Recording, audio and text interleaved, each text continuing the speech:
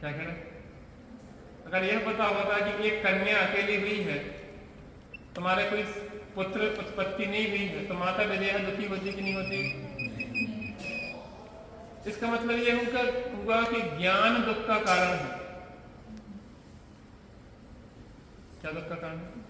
ज्ञान। ज्ञान नहीं है हमें तो हम कैसे हैं? सुखी है। और ज्ञान हो जाए तो दुकान में आग लग जाए, हमें पता नहीं है, हमें कोई समस्या नहीं, और पता पड़ जाए तो राग। क्या? राग दुख का कारण है। उसके प्रति राग जो है वो दुख का मत। हमें ज्ञान नहीं है तो हमें कोई दिक्कत नहीं, कोई दुख नहीं है, और ज्ञान होगा तो दुख। तो ज्ञान दुख का कारण ठहरा ना? नहीं नहीं ठहरा। क्यों? ज्ञान दुख का कारण है कि नहीं? राग और ममत्व दुख का कारण है। माता विदेहा को पता नहीं पड़ता कि तुम्हारी कोई संतान उत्पन्न हुई दो, मान लो ऐसी बच्चे संतान उत्पन्न होती और वो देख ही नहीं पाती कि दो ही की एक हुई, और वो तो ले जाता, एक ही समझती हो, और उन्हें जानकारी नहीं होती तो वो दुखी होती कि नहीं होती? वो दुखी होती कि नहीं होती? तो उन्हें जो ज्ञान हुआ कि मेरा संतान हुई है और उसका हरण हो गया, जो दुख का कारण हुआ कि नहीं हुआ? नहीं, दो बच्चे हुए और दोनों के प्रति उतना वो राग हुआ, उसके कारण से दुख हुआ। अच्छा, तो ज्ञान दुख का कारण नहीं है? नहीं। सूरदास जी ने अपनी आंखें खोल ली थी, क्योंकि देखते हैं तो राग द्वेष होते हैं, जो सुंदर है, जो कुरूप है, जो ऐसा है, जो जैसा है, तो क्या होता है? जब देखते हैं तो क्या होता है? राग द्वेष उत्पन्न होता है। तो उन्होंने क्या किया? ना देखेंगे ना भोगेंगे, तो हमने अपनी आंखें फोड़ ली। अपने को आंखें फोड़ना चाहिए कि नहीं फोड़ना चाहिए? हाँ? आप लोग कुछ बोलेंगे भाई साहब? अपन देखते हैं तो राग द्वेष होते हैं, और नहीं देखेंगे तो राग द्वेष होंगे कि नहीं होंगे? जब हम नहीं देखेंगे बेटा, नहीं देखेंगे तो राग द्वेष नहीं होंगे ना अपने? क्यों? बच्चे पाठशाला वाले हैं, थोड़ा तो समझते हैं। तो जानकारी या ज्ञान हमें दुख का कारण हुआ कि नहीं हुआ? हाँ? ज्ञान दुख का कारण हुआ। ज्ञान दुख का कारण हुआ कि नहीं हुआ? ज्ञान से सर्वज्ञ भगवान भी जान रहे, तो कितना दुख? ज्ञान से जो राग हुआ, तो दुख का कारण ज्ञान है कि राग है? हमने पूछना चाहिए। व्यक्ति को जो लगता है कि ज्ञान दुख का कारण है, लेकिन ज्ञान दुख का कारण नहीं है। तीन कारण जो राग है ना, राग, ये भामंडल मेरी संतान, ये बच्चा बहुत प्यारा है। हम आते हैं तो हमारे सामने आएगा, और जिस वेदी पे जाना है पहले ऐसे हाथ दिखाएगा दर्शन पे, फिर वहां से हम दूसरी वेदी पे जाएंगे तो फिर दूसरी वेदी पे हाथ दिखाएगा, फिर आगे बढ़ेंगे तो फिर आगे का रास्ता दिखाएगा। नहीं कि यार हमें रास्ता पता नहीं। वो कहना नहीं पंडित जी क्या है, आप राम कहानी सुनाते हैं। और उससे पूछा, वो हमें रास्ता रोज रोज दिखा रहा है कि पंडित जी भूल ना जाए। तो हमने उससे पूछा कि तुम्हें किसने सिखाया ऐसे बताने का मार्ग, कि ऐसे वेदी पे जाओ, वेदी पे जाओ? चलो हमें किसी ने नहीं बताया, क्या मैं हमें आपसे बहुत प्रेम है, क्योंकि आप राम कहानी सुनाते हैं और हमें बहुत अच्छी लगती है, इसलिए आपके प्रति हमें बहुत प्रेम है, इसलिए हम आपको इसलिए मार्ग दिखाते रहते हैं। क्या हो गया? लेकिन राग भी दुख का कारण है।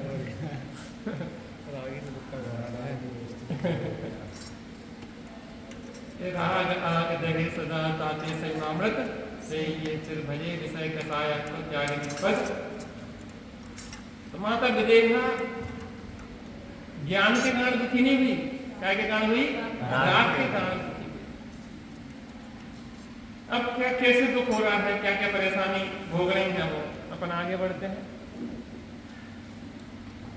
नीत रागी है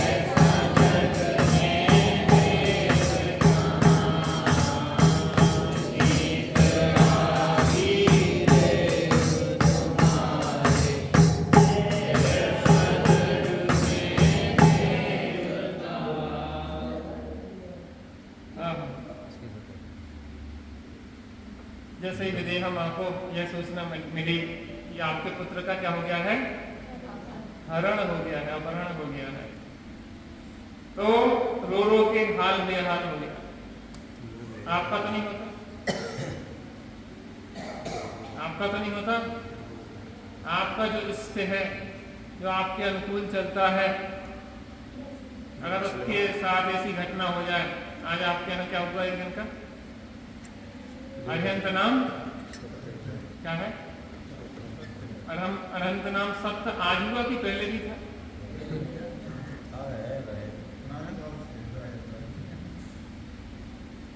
आज ये परिवर्तन हुआ। निकेतन से हमने कहा देखो, जीवन की सांझ होने के पहले ज्ञान का दीपक जला लेना। चलो इसी प्रसंग पे आज सबको समझा देना। हमने कि हम तुम्हें समझा रहे थे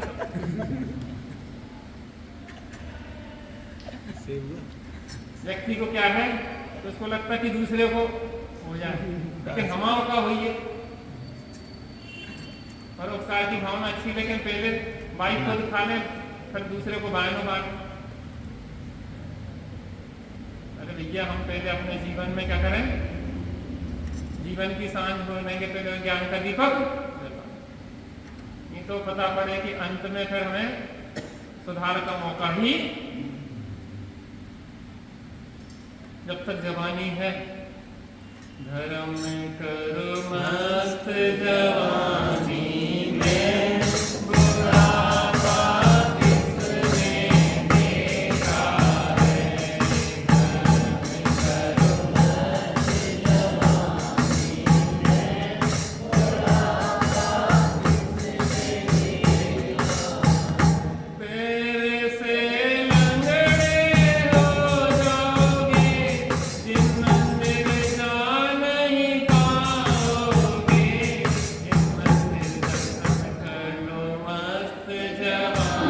में, बुढ़ापा किसने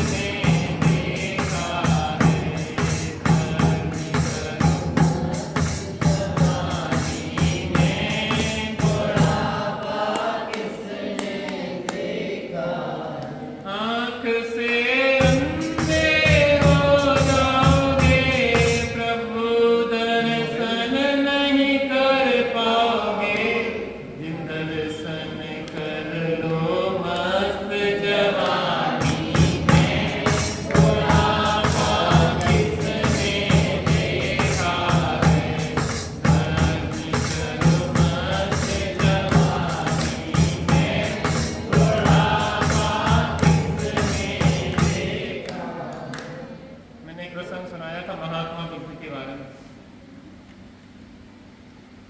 एक बार वह किसी युवा सम्मेलन में रास्ते जा रहे थे, मार्ग में कोई अर्थी दिखी, तो उन्होंने कहा कि साथी है क्या हो रहा है। बोले महाराज जी अर्थी जाते हैं, क्योंकि उन्हें इस तरीके से रखा गया था कि वो इस प्रकार की घटनाएं ना देखें। अर्थी क्या कहलाती, कहने व्यक्ति ने जन्म लिया है, उसको मरना है, उसका बुढ़ापा आता है, बुढ़ापे के बाद मरण हो जाता है। कहने अच्छा, तो क्या मेरा भी मरण होगा? कहले महाराज आप कोई अलग से तो बने नहीं, जिसने जन्म लिया उसका मरण होगा, आत्मा अजन्मा है उसका मरण होता। कहले सारथी रथ लौटा लो वापस, अब मुझे युवा सम्मेलन में नहीं जाना, मुझे दिख गया है मेरा मरण हो गया। हमें दूसरे की मौत में अपनी मौत दिख जाना चाहिए कि आज अगर हमारे जीवन का अंत हो जाए तो हमने अपने जीवन में क्या किया है जो परभाव में जा सके।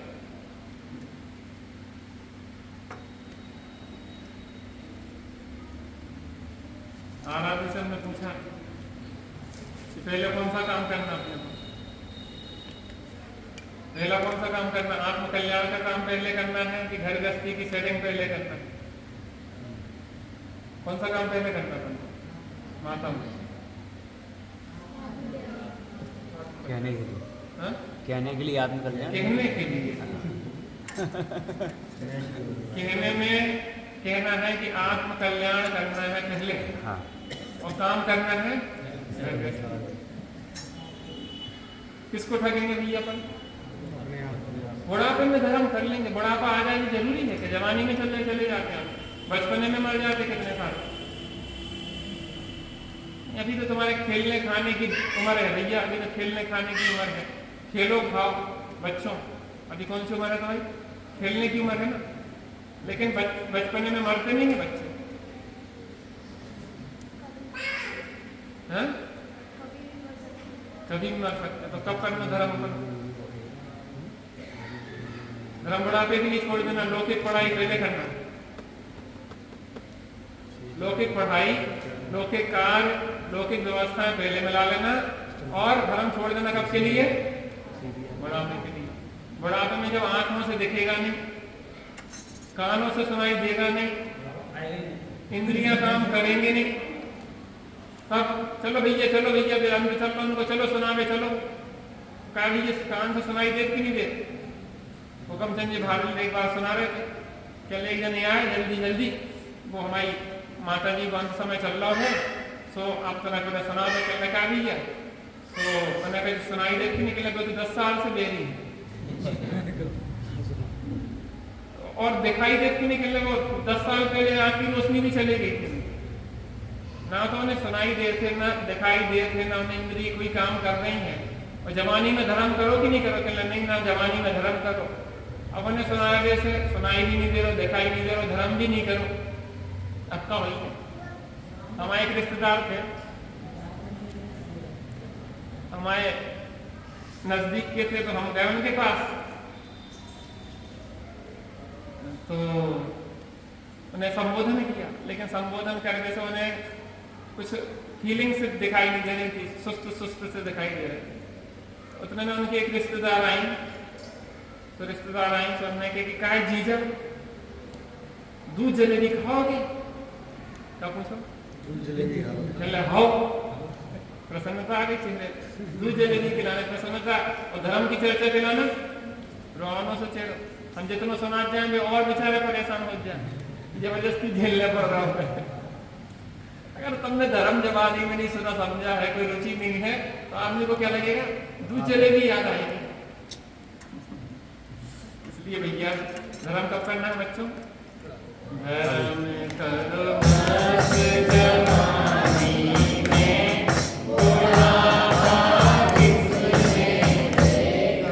यहाँ लेकिन उल्टा है, यहाँ तो रामराज, इसलिए सब जवान जवान लोग बैठे रहते हैं। धर्म कब कर रहे हैं? मस्त जवानी में कर रहे हैं। तो बुढ़ापा कैसा होगा? बालपने में ज्ञान जो लह्यो, तरुण समय संयम रत रह्यो, ताको कभी न बूढ़ापनो, कर समाधि उत्तम गति लह्यो। पर मत आएगा, गिफ्ट मिलेगी जो बता देगा इस लाइन में बोल। बच्चे अभी जो बोली लाइन कौन बताएगा? हाथ खड़ा करो। ना बड़े भी ना बच्चे, कोई नहीं बता पाएगा। और कोई प्रयास करो, हम मदद कर देंगे। चलो पहला पॉइंट क्या है? बालपने में ज्ञान जो होता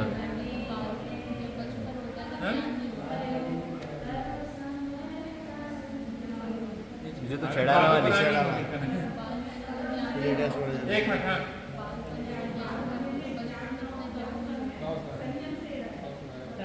एक पहला पॉइंट क्या है? बालपने में ज्ञान लयो, ज्ञान जो लह्यो अर्थात ज्ञान को प्राप्त किया बचपन में, इसने और संयम वो तरुण समय संयम से रहो, संयमरत रहे हो, ताको कभी ना बूढ़ापन हो। साधक का कभी बुढ़ापा नहीं आता, और अंत में समाधि करके उत्तम गति को प्राप्त करता है। अपन को क्या करना? जी करना हो, कर भी रहे। ऐसा नहीं है अपन लोग नहीं कर रहे, कभी नहीं तो इतनी गर्मी में कौन बैठता है? वो तो कपड़ा भींच रहा उसके बाद ही बैठता है। हाँ हाँ, माता की देहा बहुत दुखी हो रही थी और विलाप कर रही थी कि मेरे कोमल पुत्र को किसने हरण कर लिया है, कौन दुष्ट है, मेरे से ऐसा कौन सा उसका पूर्व भाव का, कौन सी पूर्व भाव की शत्रुता थी, मेरे सुखमान से बालक को किसने हरण कर लिया है, मुझे ऐसा घोर दुख दिया है जिसने। अरे हमें नहीं चाहिए भैया, हम तो बता रहे तुम लोग उस तरफ कर लो। अरे नहीं, तो क्या कह रहे हैं?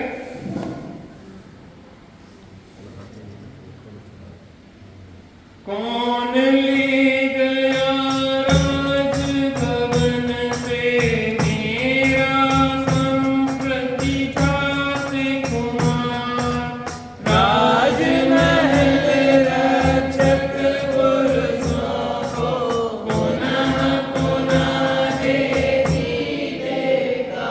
जो सुरक्षा गार्ड थे, जो सैनिक थे, उन्हें धिक्कार दे रही थी कि तुम लोगों के होते ही मेरे बच्चे को हरण कर लेंगे।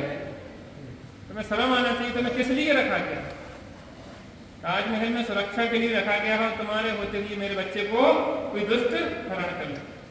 बोले जनक सांत्वना देते, प्रिय करो मन में मन के, समझ नहीं पड़ता है मुझको पुत्र हरण का भारी वे।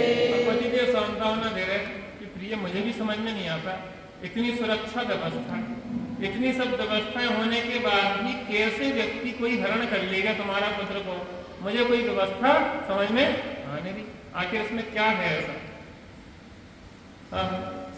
कौन पूर्व कर्म बंद हुआ हमें, हाँ दुखदाई है पुत्र वियोग, खोज करेंगे प्रिय सीखी, दशरथ से मिलकर हम लोग। हमारा कोई ऐसा पूर्व पाप का उदय था जिस पाप के उदय से हमारे पुत्र का क्या हो गया है?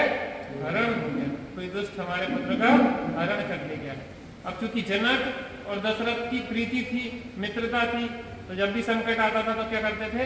अपने मित्र को याद करते थे। तो मैं कहा चलो एक काम करते हैं, दशरथ और हम मिलके अपने पुत्र की खोज करें। आपने प्रद्युम्न के बारे में सुना? प्रद्युम्न को हरण कर ले गया था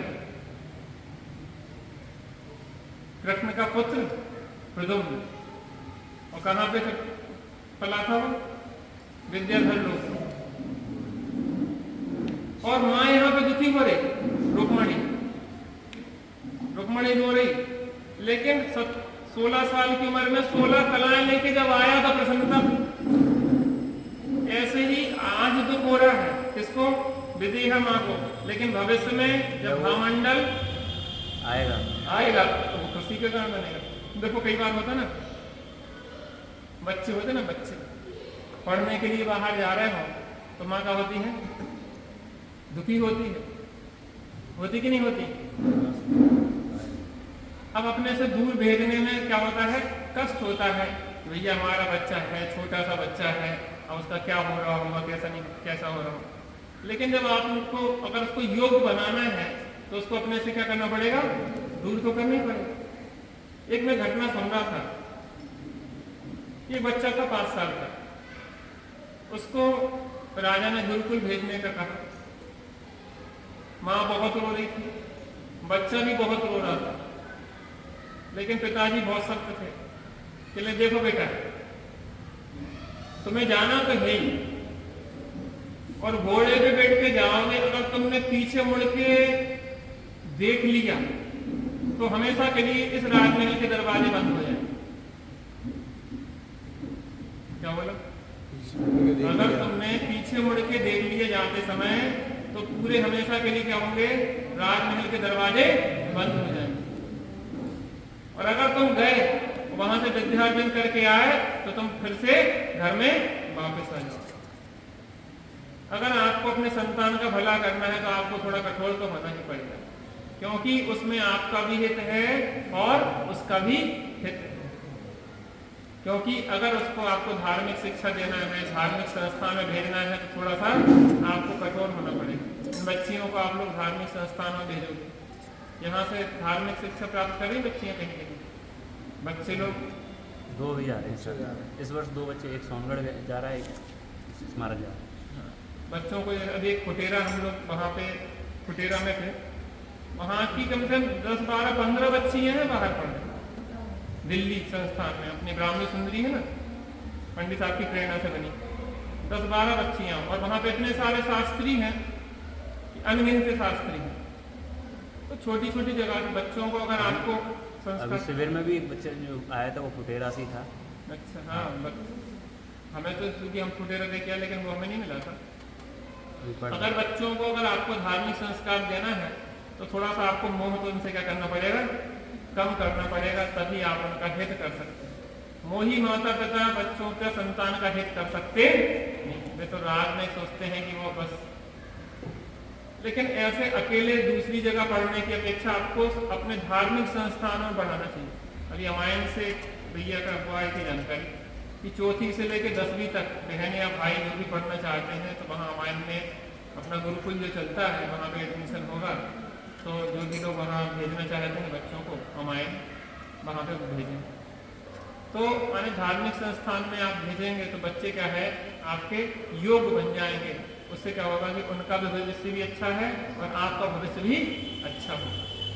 तो इस प्रकार से यहाँ पे कह रहे हैं कि यहाँ पे मुझे लग रहा है माता विदेहा को कि वास्तव में बुरा हुआ, लेकिन वो क्या हुआ उनके लिए कुछ भविष्य में अच्छा होने के लिए था। शोक न कर घर तेरे हृदय में यदि होगा अपना सौभाग्य, करने पर अति खोज सहज में होगा प्राप्त पुत्र बड़भाग। ढूंढा उस नवजात बाल को सबने बनगिरी में प्रतिकार, दुखित सभी आए निज घर, मिला न उसका कोई हार। बीत राही देव तुम्हारे, ऐसा जग में देखता। बीत राही देव तुम्हारे, ऐसा जग में देखता। पतिदेव समझा रहे हैं कि आप शोक नहीं करिए, आप अपने हृदय में धैर्य रखिए, और अगर हमारा सौभाग्य होगा तो वो खोजने पे सहज में ही हमें प्राप्त हो जाएगा। लेकिन उस बालक को बहुत ढूंढा, बहुत ढूंढा, बहुत ढूंढा, लेकिन बालक नहीं मिला। क्यों नहीं मिला? क्योंकि वो कहाँ पहुंच गया था? कहाँ पहुंच गया था? चंद्रगति विद्याधर के पास। क्या नाम था उसका? रत्नपुर। रत्नपुर में वह पहुंच गया था वहां पे, और वहां पे विद्याधर लोक में पल रहा था। अब यहाँ से विद्याधर लोग पहुंचना, पहुंच पाएंगे कि नहीं पहुंचेंगे? पहुँच तो सकते हैं लेकिन वैसे विद्याओं के द्वारा ही संभव। विद्याधर लोग जा सकते, लेकिन अभी जाएंगे विद्याधर लोग जाएंगे भी। कौन? रामचंद्र जी। जनक। जनक भी हैं। जनक जाएंगे विद्याधर, इसके बाद वही कहानी शुरू होने वाली है। कैसे विद्याधर लोग जाएंगे, क्या क्या होगा। वो उठा लिया था। हाँ? जनक को ले गए थे, फिर रामचंद्र जी। अभी रामचंद्र जी की बात नहीं है, जनक जाएंगे, और जनक को कौन लेके जाएगा, कैसे जाएगा, बहुत गजब की कहानी है। धनुष प्राप्त हुआ था। हाँ, जब 2 धनुष प्राप्त होंगे। पर्वत में, पहाड़ में, सब जगह ढूंढा, लेकिन वह हर जगह ढूंढने में भी पुत्र की कोई खबर नहीं मिली। पुत्र विरह में दुखित विदेहा, मारा सीता को अवलोक, रटा रही थी क्षण क्षण अपना कर्म धन्य मन का सब सो।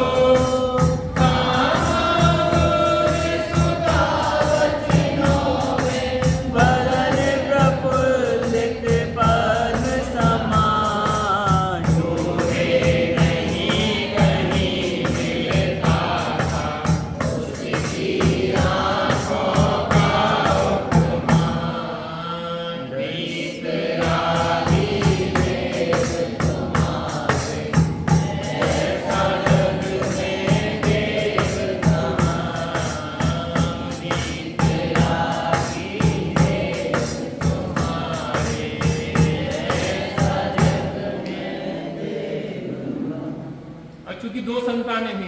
संतानें हुई थी बच्चों? दो। दो हुई थी। एक तो भामंडल हुआ था, दूसरी सीता। सीता हुई थी। अब भामंडल को तो बहुत खोजा, लेकिन भामंडल तो मिला नहीं। तो अब क्या करने लगे? सीता पे ध्यान सीता के ऊपर ध्यान फोकस करने लगे। देखो, लड़के और लड़कियों में फर्क देखा जाता है। लड़कों को क्या माना जाता है? विशेष माना जाता है। लड़कियों को क्या माना जाता है? कम माना जाता है। जबकि ये बात व्यक्ति की अपनी मनोकल्पना है। कहते हैं कि बच्चा क्या होगा, हमारे काम आएगा। क्या बच्चियां काम नहीं आती? कितने सारे माता पिता हैं कि बच्चियां अपने पास रखती हैं, उनकी सेवा करती हैं, उनका ध्यान रखती हैं। और वास्तव में हम अपने स्वार्थवश सोचते क्यों हैं? पशु पक्षी क्या चाहते हैं कि ये हमारे बुढ़ापे में सेवा करेगा? क्या कभी किसी गाय ने चाहा है कि हमारा जो बच्चा पैदा हो रहा है ये हमारी बुढ़ापे में सेवा करेगा? गाय क्या चाहती है? जिस बछड़े के लिए अपने प्राण दे देती है। हिरनी, शेर आ जाए तो हिरनी अपने बच्चे को बचाती है और शेर से भिड़ जाती है। तो क्या वो हिरनी ये चाहती है कि ये बच्चे की हम इसलिए रक्षा कर रहे हैं कि ये हमारे बुढ़ापे में काम आए? इसलिए करते हैं। एक मनुष्य ही क्यों यह सोचता है कि ये हमारे काम आएंगे? भोग भूमि में पता क्या व्यवस्था है? भोग भूमि में माता पिता, बच्चे का जन्म होता है और माता पिता का मरण होता है। तत्काल। हाँ, शकल नहीं देख पाते बच्चे की। युगलीय दो संतानें होती हैं, एक कन्या और एक पुरुष। और युगलीय संतान होगी और वहां पे क्या होगा? एक को जमाई आएगी और एक को छींक आएगी और दोनों मरण को प्राप्त हो जाएंगे। एक दूसरे की शकल नहीं देख पाएंगे। 49 दिन में वो बच्चा जवान हो जाएगा। 7 दिन अंगूठा चूसता चूसता माता पिता तो शांत हो गए। 7 दिन तक वो अंगूठा चूसेगा। 7 दिन तक घुटनों के बल चलेगा। नहीं, 7 दिन तक वो पलटेगा, यहां से वहां पलटे थे ना बच्चे। 7 दिन तक अलट पलट करेगा। 7 दिन तक फिर घुटनों पे चलेगा। 7 दिन तक फिर अस्थिर गमन करेगा। फिर 7 दिन तक स्थिर गमन करेगा। और फिर 7 दिन में वो जवान होकर एकदम युवा हो जाएगा। अर्थात 49 दिन में वहां बच्चा बिल्कुल युवा हो जाता है। 7 दिन का अलग अलग रहता है। धीरे धीरे 7 दिन में बढ़ते बढ़ते वो क्या होता है? 49 दिन में क्या होता है? जवान हो जाता है। 1 पल्ले, 2 पल्ले और 3 पल्ले।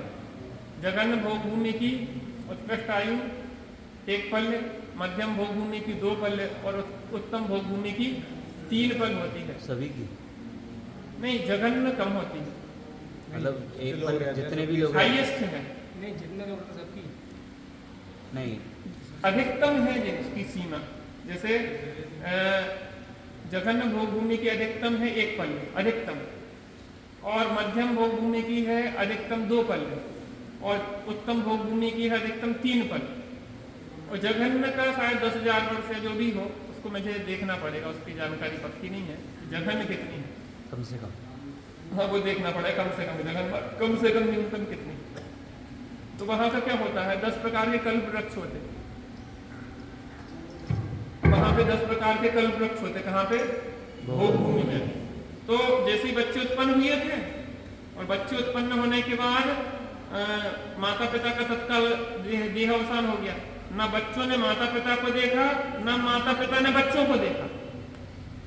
वहां का नियम है। क्या है? वहां का नियम है कि ना बच्चे माता पिता का मुंह देखते हैं, ना माता पिता बच्चे का मुंह देखते हैं।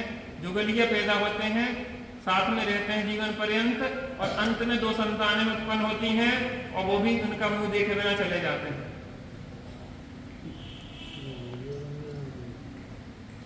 वहां की ऐसी ही व्यवस्था होती है। अब क्या हुआ? वहां 10 प्रकार के कल्प वृक्ष होते हैं। तो वहाँ की जो जनसंख्या है वो तो फिक्स रहती है। फिक्स रहता वहां का, कमती बढ़ती नहीं है। और वहां पे 10 प्रकार के कल्प वृक्ष होते हैं। कल्प वृक्ष होते हैं। आपको जो भी चाहिए उससे मांग लो। हमें वाद्य यंत्र चाहिए तो वो कल्प वृक्ष आपको 10 प्रकार के जो है, तूरांग है, वस्त्र चाहिए, वस्त्र महल 84 खंड तक के वस्त्र, वो महल 84 खंड तक के महल आपको वो वृक्ष दे देगा। वहां पे कल्प वृक्ष है, वो 84 खंड तक के महल की व्यवस्था कर देगा। बस आपने क्या किया, वहां पे उसको मांगा, कपड़े चाहिए, जेवर चाहिए, भोजन चाहिए। भोजन भी पता कितना होता है, 3 दिन के अंतराल में भोजन होता है, हर बहेरा और आंवला, कितना भोजन होता हमारा। शायद जघन उत्तम भोगभूमि में हर जितना, मध्यम भोगभूमि में बहेरा जितना, और जघन भोगभूमि में आंवला जितना। इसका क्रम उल्टा भी हो सकता है, लेकिन देख लेना कितना सा भोजन होता है। वो भी 3 दिन के बच्ची को संभालो। आखिर बहन किसकी, गब्बर से शेर की बहन है, असर तो होगा ना, शेर की बहन पड़ी। वो एकदम समझ गए। दिन में लगते ना, इसलिए इस पे नहीं आता। तो क्या कह रहे, 3 दिन के अंतराल में भूख लगती है, कितना भोजन करते हैं, हर बहेरा या आंवला जितना भोगभूमि के हिसाब से, और उतने में भूख समय हो जाती है। शरीर कितना होता है पता, 500 कोस का, 500 कोस का 500 कोस का शरीर होता है, बहुत बड़ा, लंबा चौड़ा। और सहनन होता है वज्र बसव नारा सहनन। जरूरत ही नहीं है आवाज के। वज्र बसव नारा सहनन होता है, समझे, सबका स्त्री पुरुष दोनों का। इसीलिए फिर इतना सुनने के बाद कल्पना नहीं लगने लगता। कल्पना नहीं करते, यथार्थ सर्वज्ञ भगवान की वाणी में आए। उनका वज्र बसव नारा सहनन होता है, स्त्री पुरुष दोनों का। हाँ, और नियम से देवगति को प्राप्त होते हैं। वहाँ फिक्स नियम है, सब जितने भी जीव हैं वो देवगति को ही जाते हैं। मध्यम जगन तीनों। बस ये होता है कि जो मिथ्या दृष्टि है, वो मिथ्या दृष्टि भवनत्रक में जन्म लेते हैं, भवनवासी व्यंतर और ज्योतिषी में। और जो सम्यक दृष्टि है, वे पहले और दूसरे स्वर्ग में, ना तो ज्यादा ऊपर जा सकते, पहले दूसरे स्वर्ग से ऊपर जाते नहीं है, और देवों से नीचे जाते नहीं है। अर्थात देवगति होती है उनकी। और देवगति में आज प्रश्न मंच होगा, ठीक है ना। देवगति में जाएंगे, और देवगति में मिथ्या दृष्टि भवनत्रक में नियम से जन्म लेंगे, और जो सम्यक दृष्टि होंगे वह पहले और दूसरे स्वर्ग में जन्म लेंगे।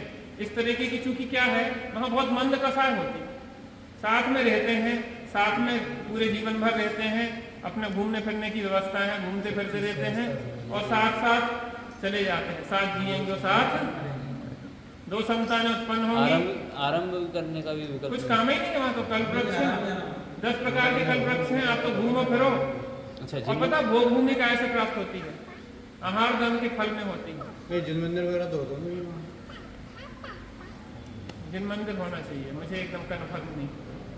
वहां पे संबोधनार्थ मुनिराज भी चाह सकते हैं, तो जा सकते हैं। हाँ, चारण वेदधारी मुनिराज आदि वहाँ जाके संबोधन भी कर सकते हैं, और वहाँ सम्यक दर्शन प्राप्त कर सकते हैं, उसमें कोई बाधा नहीं है। लेकिन संयम नहीं होता, क्योंकि भोग भूमि है ना। संयम होता है कर्म भूमि में। पता अपने जीव लार आने लग जाते, कहते ना कि भोग भूमि बहुत बढ़िया, लेकिन संयम नहीं है भोग भूमि में। देवगति में संयम नहीं है। अपन जिस जगह है ना, अपन बहुत अच्छी स्थिति में है, और अपन उन्हें देख रहे हैं, और वे देख रहे हैं अपने को। काल के हिसाब से रहती है क्या भूमियाँ, काल के हिसाब से। हाँ, देखो क्या होता है, कुछ शाश्वत भोग भूमियाँ होती हैं, कुछ शाश्वत कर्म भूमियाँ होती हैं, कुछ परिवर्तनशील कर्म भूमियाँ होती हैं, कुछ परिवर्तनशील भोग भूमियाँ होती हैं। जैसे विदेह क्षेत्र है, विदेह क्षेत्र शाश्वत कर्म भूमि है। 32 विदेह क्षेत्र होते ना, 32 विदेह, 5 विदेह होते हैं ना, एक में 32 नगरियाँ होती, 5 विदेह। अपना ये भारत क्षेत्र कर्म भूमि परिवर्तनशील बता रहे, तो 5 विदेह होते ना, 5 विदेह में शाश्वत कर्म भूमि होती, चौथे काल जैसी स्थिति बनती। दूसरी, अपने यहाँ जो है भरत और ऐरावत क्षेत्र में परिवर्तन होता है, यहाँ काल का परिवर्तन होता है। 20 कोड़ा कौड़ी सागर का एक कल्प काल होता है। कितने?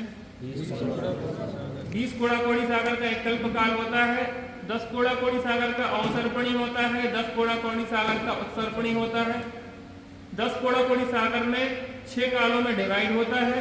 पहला काल होता है 4 कोड़ा कोड़ी सागर का, दूसरा होता है 3 कोड़ा कोड़ी सागर का, तीसरा होता है 2 कोड़ा कोड़ी सागर का, और चौथा काल होता है 42,000 वर्ष कम 1 कोड़ा कोड़ी सागर का। पांचवा काल होता है 21,000 वर्ष का, और छठवां काल होता है 21,000 वर्ष का। ऐसे कुल मिला के 10 कोड़ा कोड़ी सागर में उत्सर्पणी और 10 कोड़ा कोड़ी सागर में अवसर्पणी के ऐसे डिवाइड होता है। तो यहाँ पे पहले काल में, सुनिए ध्यान से, दूसरे काल में और तीसरे काल में भोग भूमि होती है। क्या होती है?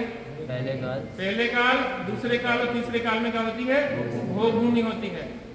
चौथे काल में होती है कर्म भूमि, पंचम काल में होती है कर्म भूमि, और छठवें काल में होती है कर्म भूमि। तो वहाँ 3 काल में भोग भूमि, 3 काल में कर्म भूमि, ऐसे यहाँ पे परिवर्तनशील होती रहती है। ये भरत और ऐरावत, 5 भरत और 5 ऐरावत होते ना, इनमें परिवर्तन होता रहता है, और वहाँ पे विदेह आदि क्षेत्र में परिवर्तन नहीं होता है। कुछ भोग भूमि शाश्वत है, जहाँ भोग भूमि सदाकाल रहती है।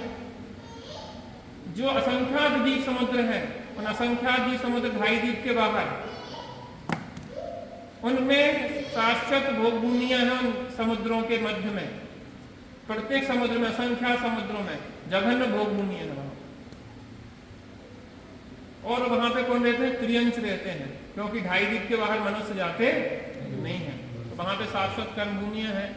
ऐसी बहुत सारी व्यवस्थाएं हैं। अभी तो अपनी चर्चा यहाँ पे जो हुई है कि वास्तव में जी काय के कारण दुखी है, अपने मोह के कारण, परद्रव्य के कारण दुखी नहीं है। और माता विदेहा भी काय के कारण दुखी है, मोह के कारण। और माता विदेहा को सुखी होना तो काय से सुखी होगी? मोह को। आज प्रश्न मंच होगा, इसलिए आत्म राम की कथा करते हैं। आत्म राम